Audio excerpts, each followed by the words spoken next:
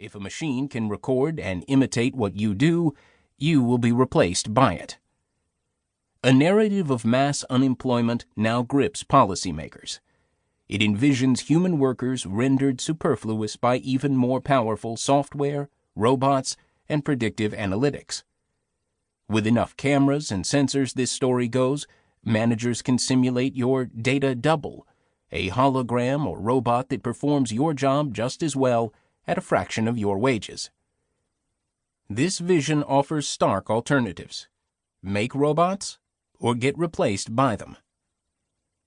Another story is possible, and indeed more plausible. In virtually every walk of life, robotic systems can make labor more valuable, not less. This book tells the story of doctors, nurses, teachers, home health aides, journalists, and others who work with roboticists and computer scientists, rather than meekly serving as data sources for their future replacements. Their cooperative relationships prefigure the kind of technological advance that could bring better healthcare, education, and more to all of us, while maintaining meaningful work. They also show how law and public policy can help us achieve peace and inclusive prosperity, rather than a race against the machines. But we can only do so if we update the laws of robotics that guide our vision of technological progress. Asimov's Laws of Robotics. In the 1942 short story, Runaround, the science fiction writer Isaac Asimov delineated 3 laws of machines that could sense their environment, process information, and then act. The story introduces a Handbook of Robotics, 56th edition, from 2058, that commands: Number 1, a robot may not injure a human being or, through inaction, allow a human being to come to harm.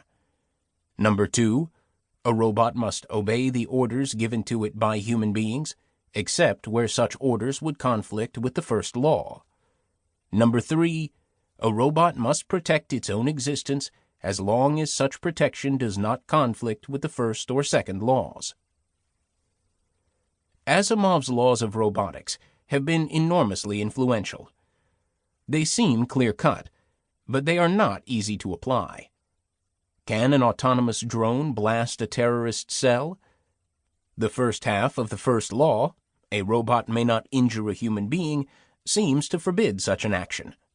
But a soldier might quickly invoke the second half of the first law, forbidding inaction that would allow a human being to come to harm. To determine which half of the law should apply, we must look at other values.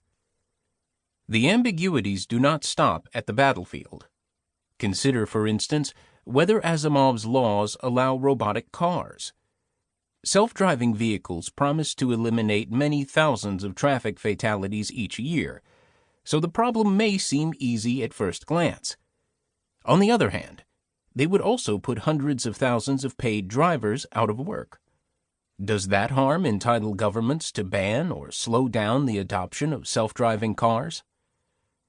Asimov's 3 laws are not clear on such matters, nor do they have much to say about a recent demand of self-driving car evangelists, that pedestrians be trained to act in ways that make it easier for self-driving vehicles to operate, and penalized if they fail to do so.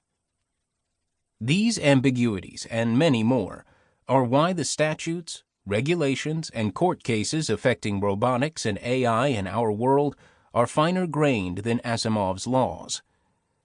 We will explore much of that legal landscape in the course of the book.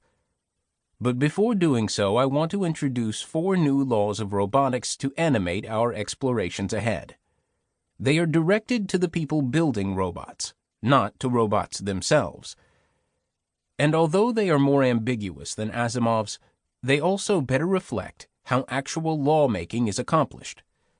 Because legislators cannot possibly anticipate every situation that authorities may need to address, they often empower agencies with broadly worded statutes. New laws of robotics should be similar, articulated broad principles while delegating specific authority to dedicated regulators with long experience in technical fields.